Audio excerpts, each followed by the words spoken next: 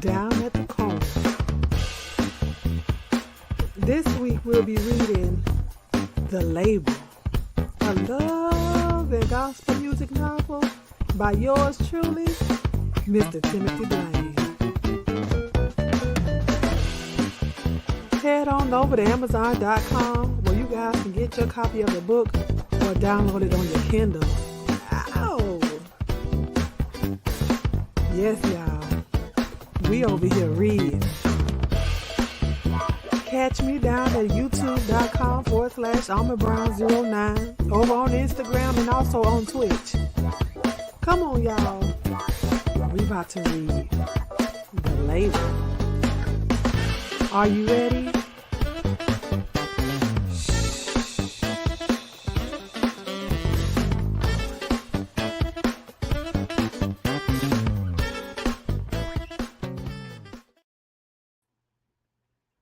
Now tell me y'all wasn't over there jamming, okay? Hello, and welcome back down to the corner, honey. This is your girl, Almond Brown 09, and we are back. We are back off of our little vacation. Please make sure you come in, you like the video. Yeah, so we back down here. This week we will be reading. Well, we're starting to read The Label, a love and gospel music novel by Mr. Timothy Blaine. This is the last book in his love and gospel music series. So I figured, why not? You know, we've read the other four. Why not finish this book off? So we are here. We are here. I do not know what the book is about. I literally just tore it out of the pack. I want everything I give you guys is going to be a generic reaction. If you can share the video out, please do so. And I want to thank first and foremost Mr. Timothy Blaine for allowing us to read another one of his books down here. Check all the links in the description box if you guys would like to purchase your own copy. I mean, why not? I know I'm reading it to y'all, but go ahead and support the man, okay? So yeah. I don't know. Like I said, I don't know what it's about. So let me read the back of the book. First of all, how y'all doing on Monday? Okay. This is the start of your work week. For some other people, it may be their Friday. So how was your Monday? My Monday was wonderful. Okay, I went to work and then I had errands and I had to go and deliver some things to the post office that way it could get shipped out. Shout out to those that have supported my businesses, you know. So yes, I'm good. TC, how are you? I miss you. So I'm glad to see you here in the chat, and thank you to those of you that are watching in the back side of the corner. Okay, y'all ain't dropped down here on Front Street yet. Y'all on the back street, but come on down here to the front of the corner. Okay. So The Label. Prophecy is the newest and greatest group of young people to ever be signed to the Stratton record label. Fresh out of Atlanta, Georgia, they arrive in LA to record what could be the biggest selling album in the history of the gospel music genre. That is, if the building will let them. There's something strange happening at Stratton Records. Enter Tomalika Davis. Okay, Tomalika. A medium, sometimes police consultant, sometimes demon slayer. Will she be able to save the label and or the lives attached to it? Oh, honey. So we will see. Something is fishy over here at this label, baby. For my dear friend and editor, Dr. Doris Lucky Allen, who continues to believe in me. Yeah, shout out to Miss Doris, honey. Again, this is The Label by Mr. Timothy Blaine. You stayed up. Oh my gosh. Hey, Fran J. I'm so glad you stayed up. Thank you for coming back over. Yes. Chapter 1, Atlanta. The letters had arrived on a Friday. Trevor Ross was first to receive the news. This only because he had cut all classes after lunch break. Nothing new. There he was, no stranger to his and a myriad of other schoolhouse offenses.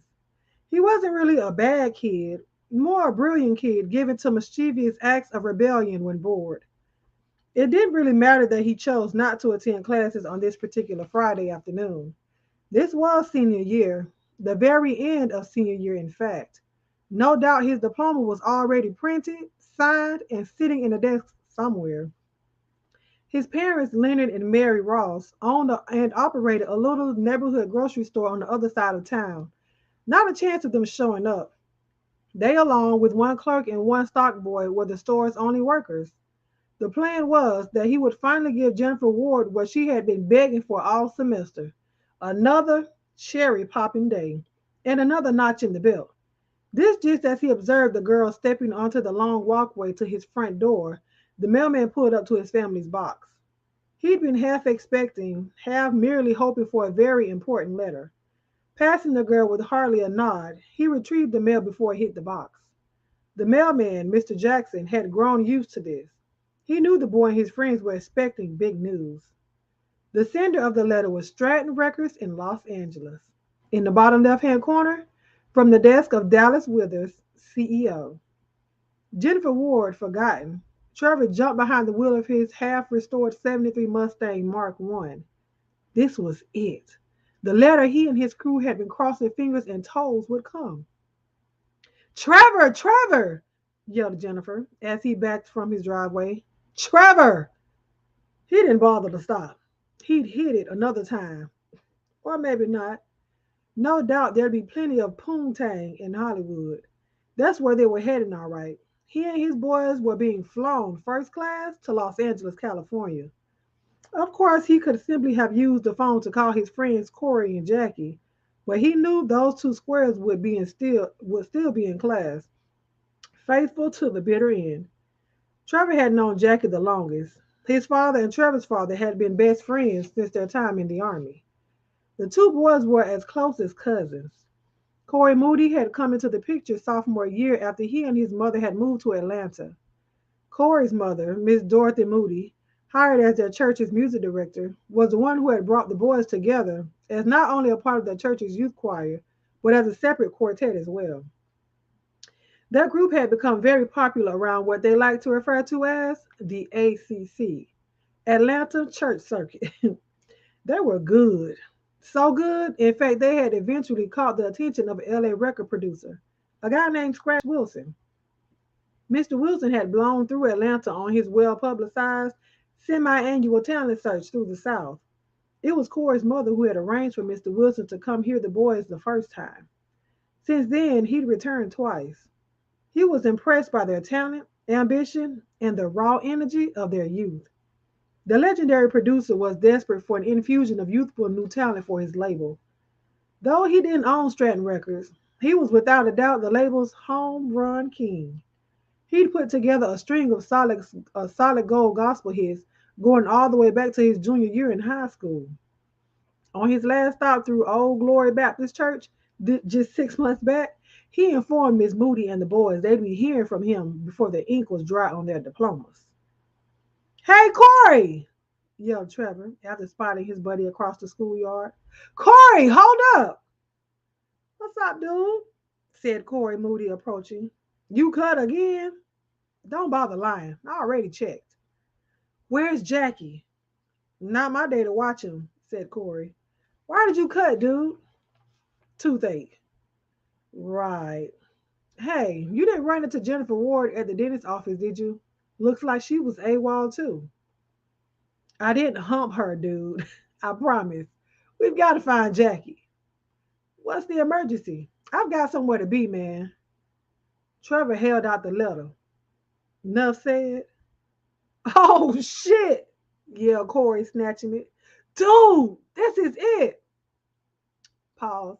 Disclaimer, there will be some cussing, and probably some other things in this book that adults be saying and doing. So, y'all, if you can't take it, cover your ears, but don't go nowhere. Y'all know I wouldn't normally cuss, but I'm going to do it because it's in this book. Okay, thank you very much, and let's keep reading. Just like Wilson said, right? Said Trevor. Dude, we're going to California. Damn, this is a first class ticket. We've got to find Jackie, man. Call him. Duh, that must be tripping. Before Trevor could get the first 3 digits into his cell, it was ringing. Dude, where are you right now? Said Jackie Murphy on the other end. Student lot, said Trevor. Why? Where you at? Home. Dude, you're not going to believe what just came in the mail. Let me guess. First class ticket to Mars? Is that it? Am I about right? So, said Jackie. What about Corey? Yeah, he's with me, said Trevor. Guess we better jump over to his place. This is it, Jackie. We're getting our shot, dude. Can you meet us? Jackie Murphy left out mentioning the other letter in his mailbox, the one from Morehouse College. Corey Moody's mailbox had contained two letters from Stratton Records, one addressed to him, the other to his mother. Miss Moody had been the boys' unofficial manager and was in fact the person responsible for not only bringing them together as a group, but instilling in them a strong work ethic and respect for their music. Hold on.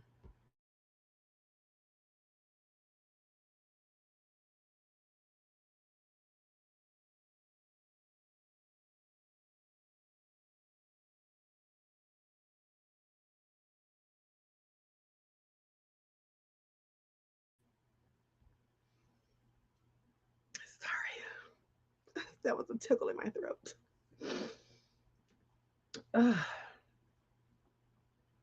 Miss Moody had been the boys' unofficial manager and was in fact the person responsible for not only bringing them together as a group, but instilling in them a strong work ethic and respect for their music. In other words, she worked them like sled dogs. Rehearsals 3 days a week and singing on Sundays at Old Glory and any other venue she could book. Before Dorothy Moody had met and soon after married Reverend Percy Moody, she'd been a moderately successful R&B singer.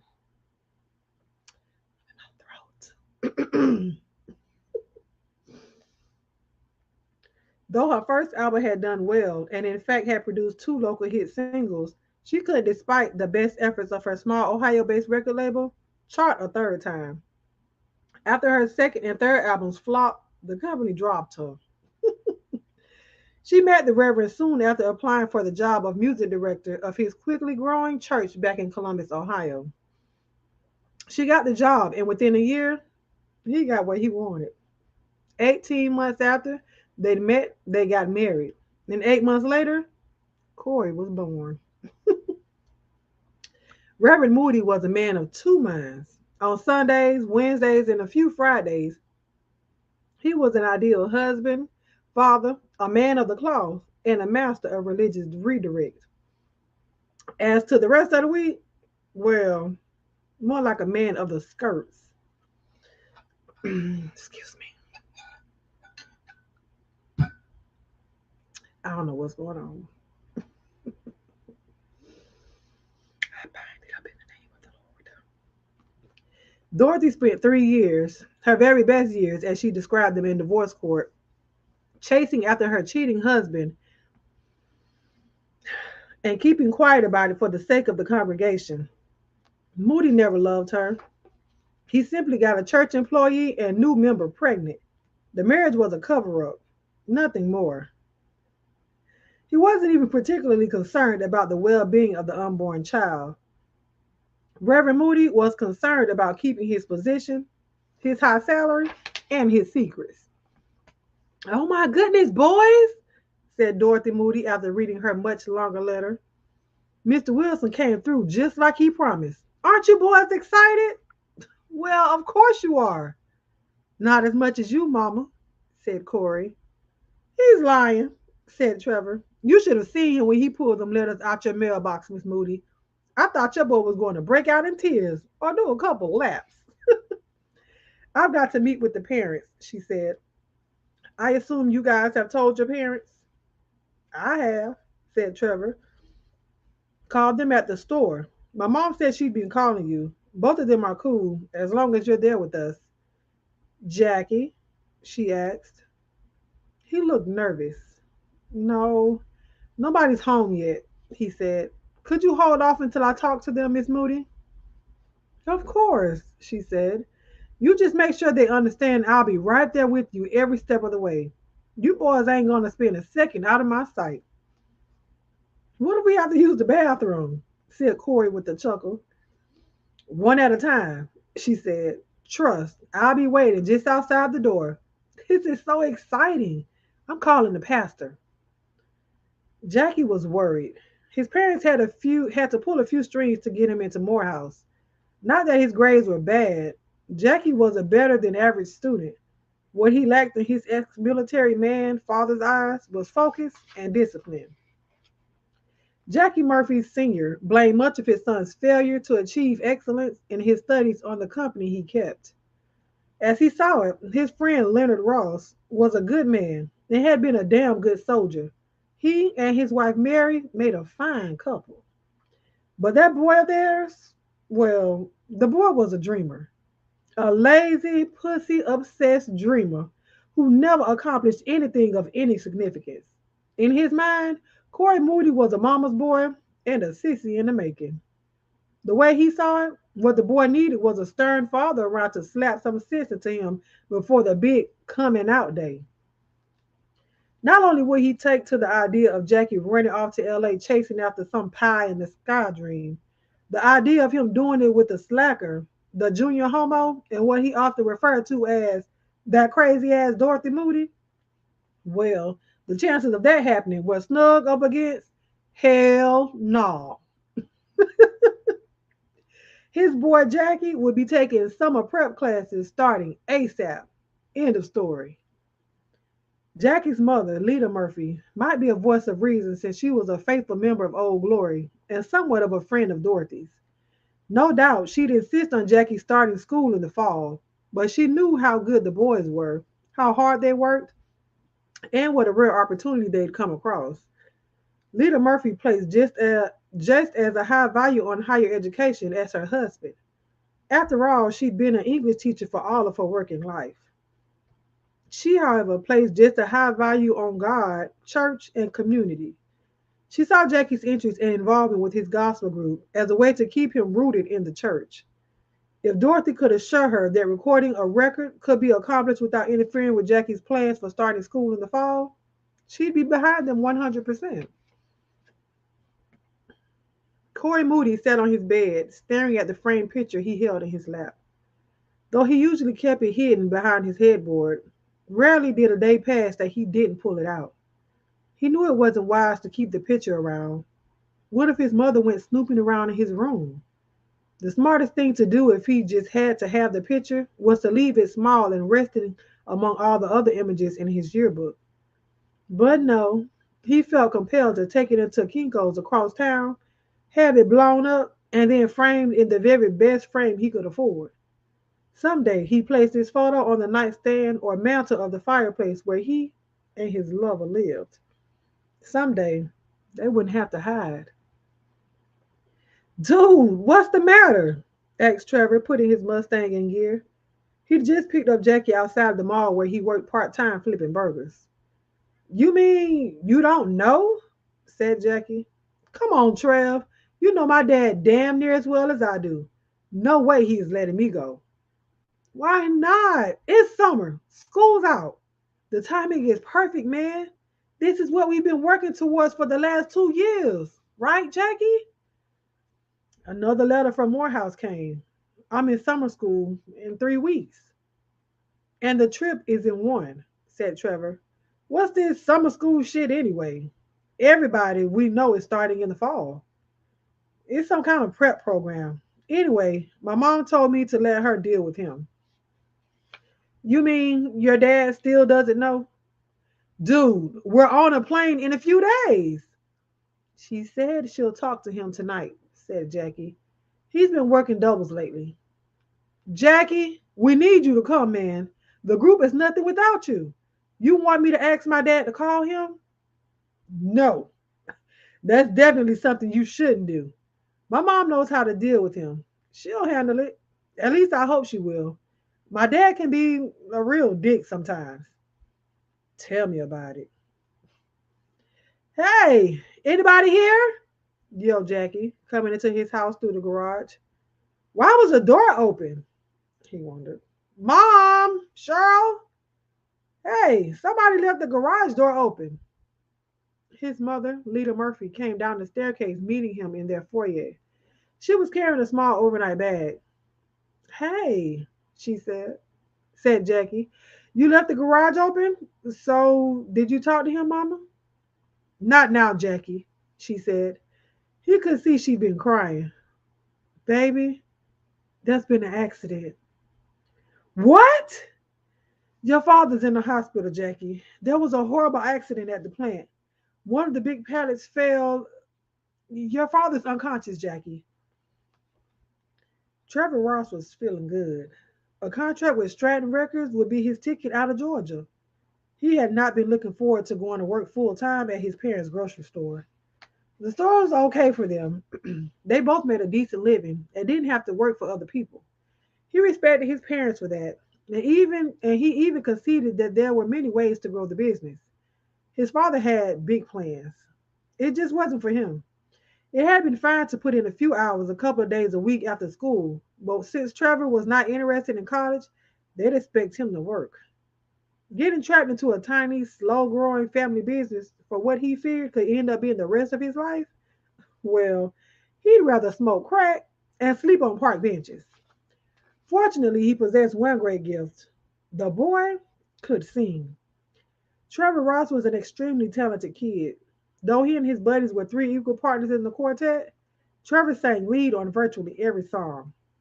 He'd actually trained himself to hold back and not give full voice and range when they sang together for the sake of their signature cohesive sound. Even though he thought Christianity and all other religion was mostly bullshit, he loved the platform church gave him to exercise his talent. He also liked singing with his buddies. Maybe he'd keep them on as backup after the folks at Stratton saw and heard what he could really do. I feel really bad about doing this, said Jackie. They were all sitting on the 747 bound for Los Angeles. Trevor and Miss Moody sat together, Corey and Jackie just behind them. This is just wrong. There's nothing you can do right now, baby, said Miss Moody, turning to face him. Your daddy's going to be okay, Jackie. I just know he'll wake up. You mark my words. In a week's time, this will all be behind us. It's just that, I don't know. It just seems like I should be there with the family if nothing else. Your mom said you should go, man, said Trevor as the announcement came to buckle in. We'll be back in a few days, brother. Corey said nothing. Instead, he discreetly laid his hand on Jackie's leg. Okay. The Bonaventure Hotel was very nice. 5 stars and sitting right in the heart of downtown Los Angeles. According to the Stratton driver, the record company was only a few blocks away. Trevor didn't know if that was a good or a bad thing. The last thing he wanted was to arrive, meet with Stratton, and then jump back on the plane. The way he saw it, they shouldn't even have round trip tickets.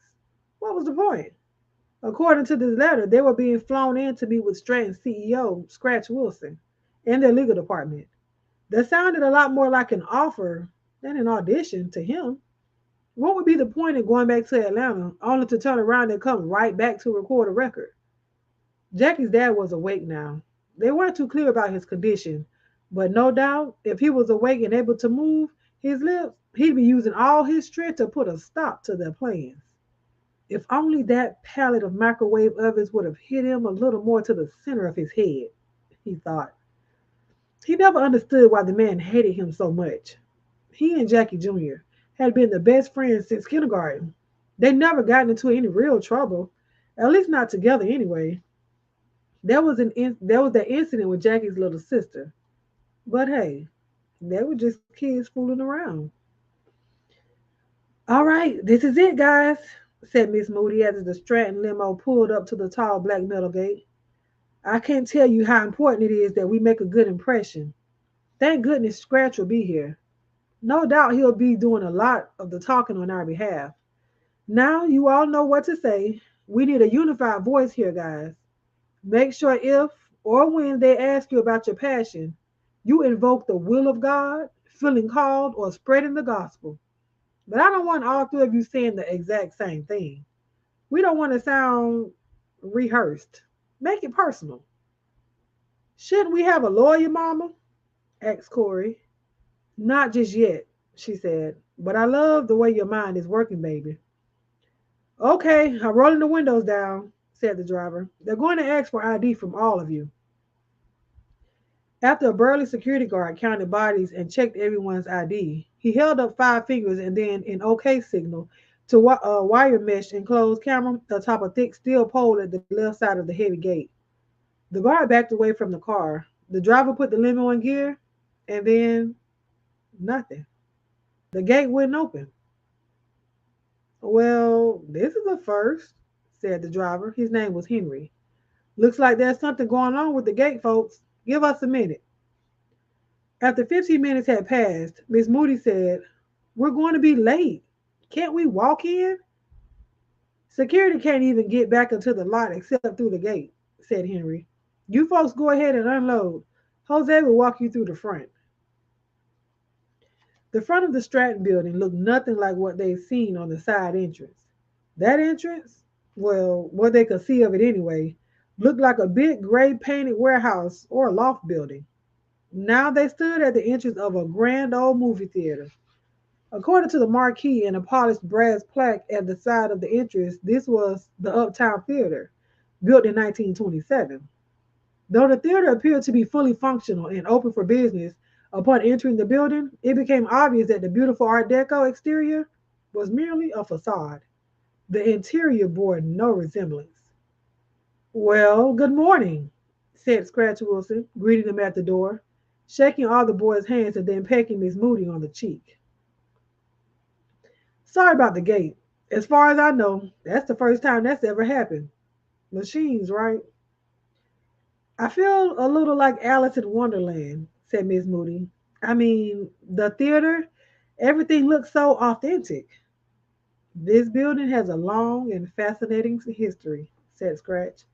"The facade is an official Los Angeles landmark. It's a legacy we all take pride in maintaining." "Well, I hope you all had a nice flight."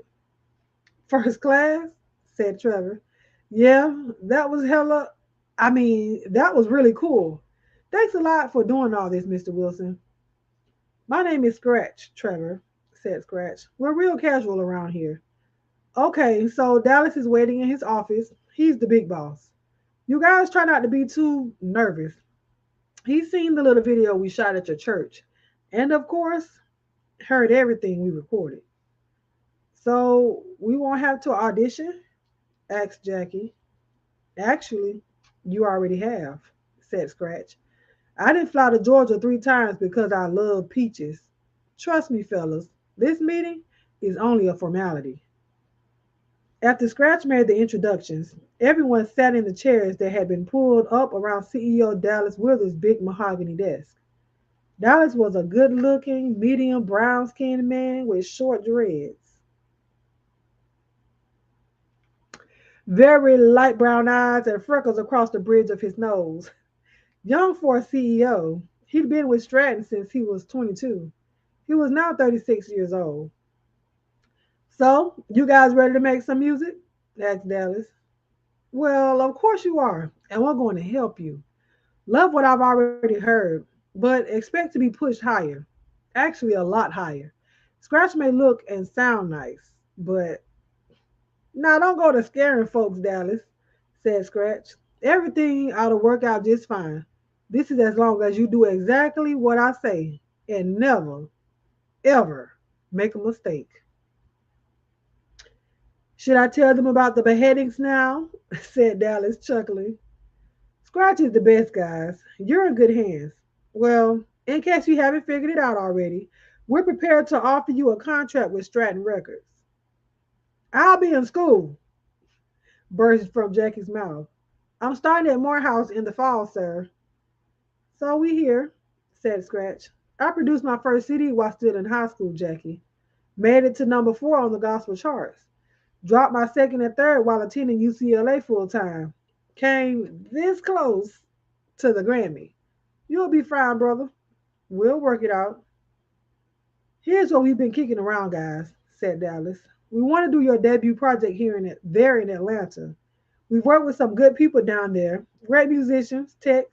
The studios we work with are state of the art." Damn, thought Trevor Ross. The last thing he wanted was to spend another summer in hot ass Atlanta, Georgia. "You mean we won't have to come back to LA?" he said. "No need," said Scratch. "At least not just yet. Look, I'm already working with a group down there, guys. The Sisters Ruth. Maybe you've heard of them? I have, said Miss Moody. Those girls are powerful. I haven't heard about a record deal, but then I haven't seen them since their family moved. I dated Karen Ruth a few times, said Trevor. Nothing serious. They moved to the west side about a year ago. No bad blood, I hope, said Scratch. You'll likely be working together on a couple projects. Maybe do backup for each other now and then. No, we're cool, lied Trevor. Actually, the two of them weren't cool at all. Karen Ruth had fallen hard for him junior year. He broke the cherry on his family's pool table. After they'd finished, he told her she had to hurry getting dressed because his parents were on their way home. He moved her along so fast she forgot her purse, which contained her cell and house keys. When she walked the 4 long blocks back to Trevor's to receive them, the only lights on were in his basement. Karen had walked around to the side entrance, peeking in just in time to see Trevor climbing on top of nasty ass Onika Johnson. Though barely 18, Trevor Ross had a voracious sexual appetite, hungry all the time. A buzzer rang. Okay, so this is Scott Branson from our legal department, said Dallas, introducing the man coming through the door. I'm late for another meeting. Just wanted to meet and welcome you all to Stratton. Scratch and Scotty will take it from here. Thank you so much, Mr. Withers, said Miss Moody and Jackie in unison. We're going to do good by you, sir, said Trevor. You can count on us. Just Dallas, please, said Dallas, stepping from behind his desk. You guys have the limo and rooms for 6 more days. Enjoy the city a little. On us. Dorothy Moody sat on the floor in front of her bed, smiling broadly. Her plan was coming together beautifully. This was the coveted first step, both feet planted firmly in the doors of Stratton Records. The group was only a stepping stone. Corey Moody would become the next big thing at Stratton Records, even if she had to kill everybody that got in her way. Hmm. So, what was that all about? Asked Trevor. Talk about some weird shit. Dude, I still got goosebumps, said Corey. Good thing I'm not superstitious. That shit would freak me the fuck out. Well, I sure as hell am now, said Jackie. Your mom said it was probably some kind of tremor or a mini earthquake. Except you guys see anything else shaking? Plus, wouldn't that shit be on the news? Well, this is Cali, said Corey. They do have them quite a bit. Maybe little shakes aren't even newsworthy here. Right. And only 2 damn pictures fall off the wall, said Trevor. And just as we're leaving the building, mind you. Come on, dude. Both portraits at the same damn time? It's almost like the building was trying to tell us something, said Corey. Remember how the gate wouldn't open? Okay, so it was hella weird, said Jackie. But I hope you boys are not in there wasting time on ghost stories, yelled Dorothy from the adjoining room. The car will be out front in 30 minutes. Hey, you could come here a minute, Mama, Corey yelled back. Dorothy walked through the door, her face covered in cold cream, her hair in tight cornrows covered with a knotted stocking. She looked scary. We could have waited a couple of minutes, Miss Moody, said Trevor. No time to kill, Trev, she said. You boys will be getting married someday. May as well get a dose of what you're in for. Now, what's up? And talk fast. My face is dripping. Did Scratch call? Asked Corey. He said he was going to get back to us, right? Yes, he did, she lied. The portrait in the lobby fell because the partition they were hanging on was only a temporary fixture set up for a photo shoot that happened just before we came in. The drywall, or whatever they call it, was hollow. He thinks the vibrations from the studio over it did the trick. Now, may I please get back to work? This is a lot to pull together in 20 minutes. And the gate? Said Jackie. Now, what does one thing have to do with the other? She said. Look, guys, this is a big day for all of us. Not surprisingly, you're feeling the stress. It was just a couple of tiny coincidences. Now we're going to go out, have a nice dinner to celebrate this major victory.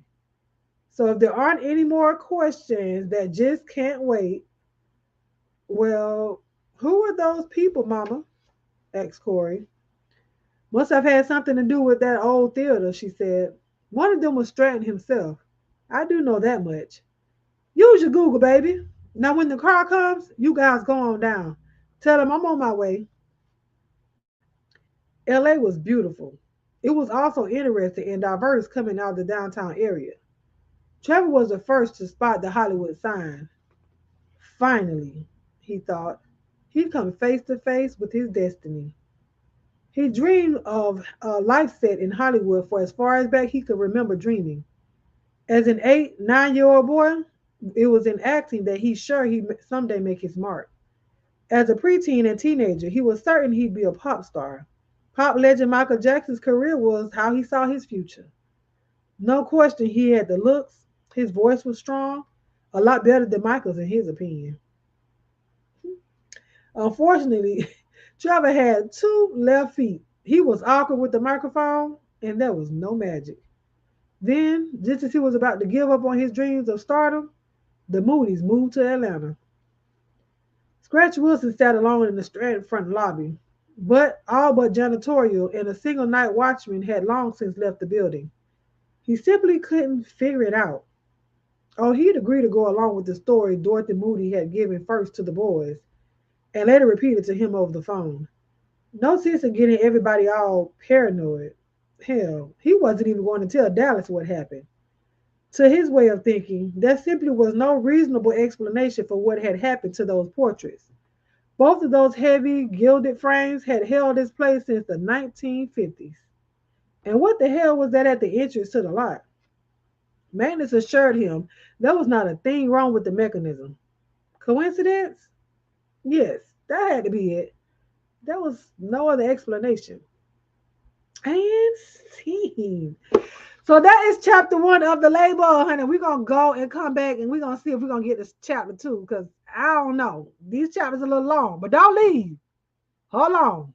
I want y'all to jazz and jam with me real quick.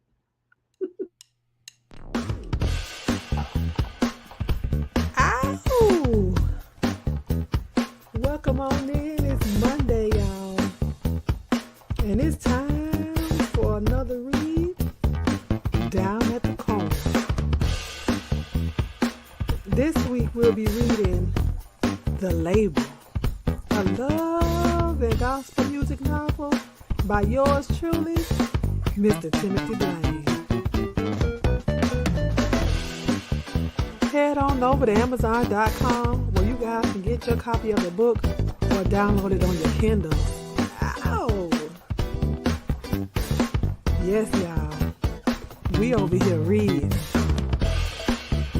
Catch me down at youtube.com/AlmondBrown09 over on Instagram and also on Twitch. Come on, y'all. We about to read The Label. Are you ready?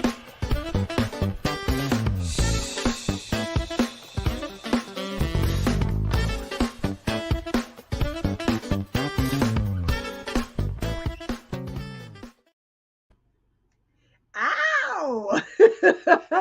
Tell me you wasn't over there jamming, okay? I see you there jamming, Angela. But yeah, so that's gonna conclude our read tonight. Okay, we got our 45 minutes in. We can't do chapter 2 because that is over 30 pages, almost 30 pages long. That's gonna take us into a whole nother hour. So we are going to end the read there.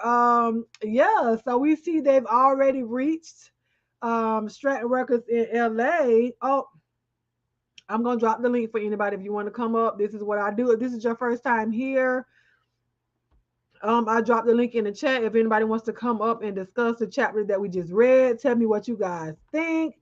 Let me know, what you guys think of the book thus far. Thank you so much, Angela. And shout out to all of my members. Shout out to Leslie, honey friend. Jay, come on in the room. Yes, I know y'all were here earlier. TCG Vlogs, everybody that may be watching Up There in the Sky, Mumbos and Wings and Mumbo Sauce. Nell Taylor, hi. And shout out to It's Just Polo. And like I said, everybody up there to the back of the corner. Since y'all on the other side of the street and y'all decided not to come down here on the corner, I still love y'all and shout out to the ones that gonna be watching the replay. But yes, we see that these boys have gotten their shot at stardom. They're over in LA, honey, trying to figure out their life, what they gonna do. I'm trying to figure out who the picture of. I think the child, what's the boy name? Jackie and the other boy. Lord, Jackie, Trevor, and Leonard. I'm just saying, it's something freaky going on. Yes, Fran J. Is it a front? Is it a front? And the music company broke? I don't think so. I don't think so. Listen, when they said that his brother, that his, well, no, we can't say that because the daddy was still in a coma. So it's something freaky going on. I don't know if it's energy that the boys bringing that the building don't like or something like that. I don't know. I don't think they broke though. But they talking about this strange that the gate didn't work, baby stuff just falling off the walls. But they flew on first class, their friend Jay. First class. And they got a room, a limo, all that. They doing all that on them for free. So I don't think they broke. I don't think they broke. Something broke. Something broke, but I don't think it's the money. I don't know. But we'll see, honey. But Miss Moody, we got to keep an eye on Miss Dorothy, honey, the unofficial manager, because she's trying to get her son together. Okay? She said once they get in there, honey, her son Corey, he the one going to be just out there. He going to be the biggest thing since sliced bread. So I don't know. Oh, girl, you said on credit. Girl, did they get a PPP loan? Girl, did they get that PPP loan? And they ain't use it for what they had, what they were supposed to use it on? I don't know. Maybe they got them an old nasty piece of PPP loan and didn't use the money for what it's supposed to be used for. I don't know. We're going to figure it out. But y'all, so watch out for Dorothy. Oh, so it was, wait a minute. So it was Corey. Corey, yeah, Corey, Jackie, and Trevor. I said Leonard. Child, Leonard is the daddy. Leonard is the daddy child. But yeah, so we gonna see what's going on with that. So y'all keep an eye out on that. So I think that's a story that's gonna be brewing. Cause Miss Dorothy lying already. Now you said you was a woman of God, okay, and you calling to tell lies already about what happened down there with the pictures and stuff. So she's thinking there's something funny going on too. Ooh, I look real greasy. I think I meant the chapter short. Mr. Timothy Blaine, please. Please, Mr. Timothy, because you killing me. Okay. You killing me. But you did that with Murder in the Bee Sucker. 9 chapters, but it was almost 300 pages, I think. So you did that, but I mean, it's a good read. It's a good read. It's broken up. It's broken up, but I guess for the sake of the way I do it here, I be wanting to do 2 chapters, but But that was a good first chapter. Like I said, I got a feeling that something intervened for the daddy to get them pallets tossed on top of his head, because he was gonna say no that the boy couldn't go. But he made it there. So was it Miss Moody? Do she talk to somebody down there to his work plant that tell them to push the microwave ovens over on this man's head and that boy said he wanted to go to a little left of center? I don't know. I don't know. Cause Miss Dorothy said ain't nothing gonna step in front of her and her child making it. You love the long chapters? Listen, either way, it don't matter, but I'm just saying for the sake of the way I do it, but it's all the way how you want it, Mr. Tim. You the author. That's it. I'm just over here bringing it to life verbally. That's it. That is it. That is it. But yeah, so that's a couple things I'm looking at. The daddy, why all of a sudden his head got smashed. Miss Dorothy says she'll kill anybody that's gonna step in the way of her and her child making it to where they need to go.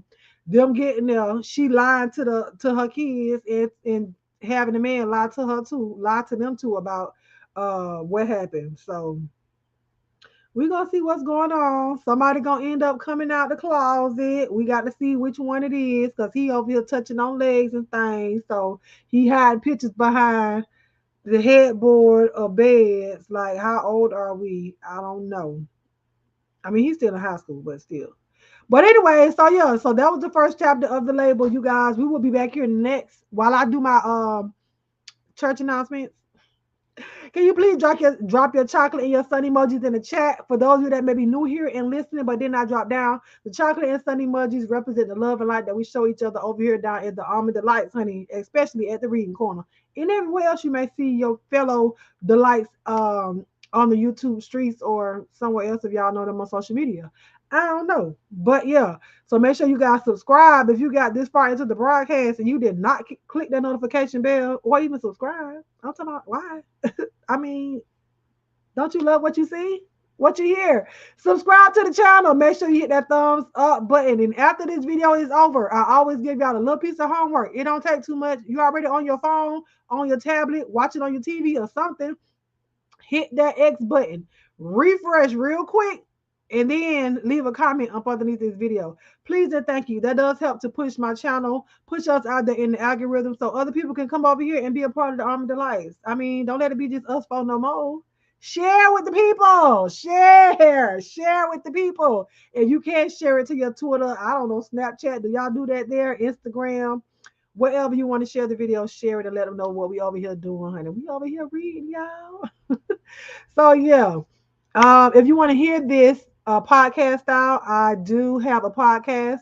It is anchor.fm/almondbrown09. All of the information is down in my description box below. But I'm still gonna give it to y'all anyways, just in case y'all don't want to go to the description box. You can do, I'll just drop it here. Y'all can follow me over on Twitch. Also, these are the links. I don't even know which one this is, but this is one of the links. I think this is His Dream, Her Nightmare. I am a narrator over on via Audible. So I do audio books. If you guys have not read listened to His Dream, Her Nightmare, written by Miss Marla Moore, she is one of our Almond Delights. Okay, so she is a member of the channel. She wrote the book and I narrated it for her. I am dropping the link. I think that's the link to that one because I did not put the name on it. But I am also the narrator over with. Wait, I don't even think that one is. Girl, listen, I put the links down in the description box below. Okay. Murder in the Beef Sector, written by Mr. Timothy Blaine. I narrated that one as well. If you guys drop down in this description box below, all of that is there. I don't want to drop another link because I don't even know if that's the one. Because I didn't put a label on it. But please join us on Wednesday over on Polo's channel. It's just Polo. She was in the chat earlier. If you're not subscribed to her, we do have our Around the World with us every Wednesday, unless we tell y'all otherwise, 9:30 p.m. Eastern Standard Time. Let me see if I can get her link for you guys. So those of you that do not follow her or have not followed her, you guys can do so. This past Wednesday, we had an awesome show over here on my channel, and I'm looking forward to the show that we're going to have this coming Wednesday at 9:30 p.m. Eastern Standard Time. And Fran Jack asked a nice question. How can you get a fedora? You can email me, or if you're on my Instagram me and let me know what color you want if you saw one that you liked or whatnot. Or I'll try to find that video and show you guys some of the ones that I had, but I did sell some of them this past weekend at the event. Excuse me. It's just I'm dropping her link in the chat. Sorry, you guys. Come over Wednesday, 9:30 p.m. Eastern Standard Time. So, but yes, for that, on Saturdays we do have our movie nights. Unless something happens, my kids have a game, or I just can't make it back in time. We have movie nights over on Twitch. Twitch is an app that you can download, and yeah, it's free. If you want to chat with us, you have to download it on your phone. And yeah, so you can chat with us. And that's the premise of the whole Twitch of the movie night, is to do live reactions with you guys in the chat. And then we discuss the movie and talk about other stuff afterwards, after we watch the movie or whatnot. But yeah, so I dropped the link for that down below. If you have a movie and it's on Amazon Prime and you want to suggest it to us, send it to me. Leave it up underneath this video, some video, I'll get it and I'll put it on our movie list, and we'll go from there. If the movie that you suggest costs a little piece of coins, $3.99, $2.99 or something, you can please hit the Cash App, Almond Delights, okay? Cash tag Almond Delights, and send your $2.99, $3.99 there for the movie. Because if the movie costs money for us to watch, then I would want you to pay for it, okay? But if you would like to donate to the movie fund, which I have had Almond Delights do, you guys can donate to the movie fund for future movies coming up. Even if you don't suggest the movie, but you want to just donate for everybody to watch and you come watch too, you can do that. It is well appreciated. In the 4 lines, just put movie fund, and I got you. It'll go in there or whatnot. So this coming Saturday, prayerfully, I'll be able to be here. My son, in prayer that he doesn't have a long tournament on Saturday because they play again out of town on Saturday. So I will be there for that. But prayerfully, I can get back in time for us to have a movie night because we did miss last Saturday. So we will be back here again next Monday. Next Monday, we will be back here at 9 o'clock p.m. unless I have to push it back again. 9 o'clock p.m. We'll be back here for our second read of The Label. If y'all see Mr. Timothy Blaine out there in the streets, please thank him for allowing us to read his books. Not just one book, not 2 books, not 3 books, but I think I've read 4 books of Mr. Timothy Blaine's. And they are all here in a playlist. They all have their own separate playlists. Play all, and you can hear it all. Just listen to it in your head while you at work. Get your Bluetooth in, honey. Hide your Bluetooth at work with your hair. If you got a little wig on, you know what I'm saying, instead of swooping it behind your ear, let it stay on this side so that way you can hear while you at work, supposed to be working, but you listening to me read these books. You can do that. You can also listen to it over on my podcast. Let me see if I can put it in the chat. https, okay, www.anchor.fm/almondbrown09. Almond, yes.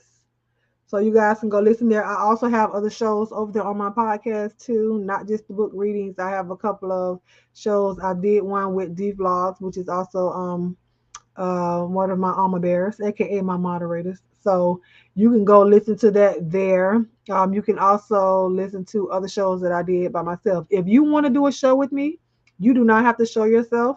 We'll just get here. It won't be live. It'll just be you and I. We have a conversation. It'll be recorded, and then I'll upload the audio to my podcast. So if you have a topic you want to talk about it with me, hit me up, almondbrown09@gmail.com. Also, Instagram.com/almondbrown09. And if you are an author and you would like your book to be read here, and y'all know I do a long closing, so don't even do it. Where Cassie. But no, if you're an author and you would like to have your book read down here on the Almond Delights Reading Corner, you can email me at almondbrown09@gmail.com. We can get the correspondence going so I can get your permission to read your book here. You can provide the book if you would like. I mean, it's good if you do, but you know, if not, I'll buy it myself. But almondbrown09, you can send it to my P.O. Box 1058, Starke, Florida 32091. Yeah, if you want to send any other gift, you can send it to the P.O. Box as well. So yeah, but that's it. That's all. I was gonna play my other outro going out, but I want y'all to jam. You know, I want y'all to jam going out. So the intro gonna be the outro. Smile at somebody. It'll change their day. It may even change your day, honey, even with a mask on. They can still see it in your eyes. I love you guys with the love of God. And there is one, honey, nothing you can do about it. I'm gonna talk to y'all later. Let's jam. Ow! Welcome on in. It's Monday, y'all. And it's time for another read down at the corner. This week we'll be reading The Label, a love and gospel music novel by yours truly, Mr. Timothy Blaine. Head on over to Amazon.com where you guys can get your copy of the book or download it on your Kindle. Ow! Yes, y'all. We over here reading. Catch me down at youtube.com/almondbrown09, over on Instagram and also on Twitch. Come on, y'all. We about to read The Label. Are you ready?